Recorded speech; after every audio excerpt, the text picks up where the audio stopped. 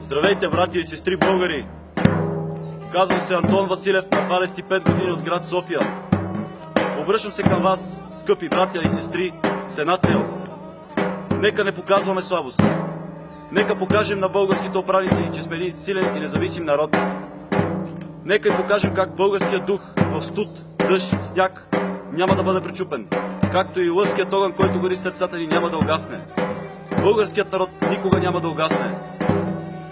През 1396 година България пада под турско робство за 5 века до 1878 година. Българи, събудете се, не чакайте! Вече 29 години народът е лъган, обиран и убиван малко и мъчително. До кога? До кога ще търпим това? До кога ще гледаме хората голи и боси по улицата, просещи за пари, докато българските управници се чуят кой елитен ресторант да обядват? И колко декара земя да купят с парите на народа?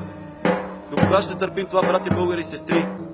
Нека бъдем силни, единни, сплотени и да покажем българския здрав дух.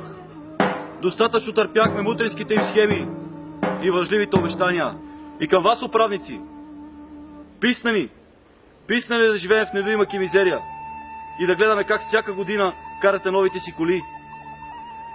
Писна ни да ви обличаме с често изкараните ни пари с пот на челото. Писна ни да гаврите народа.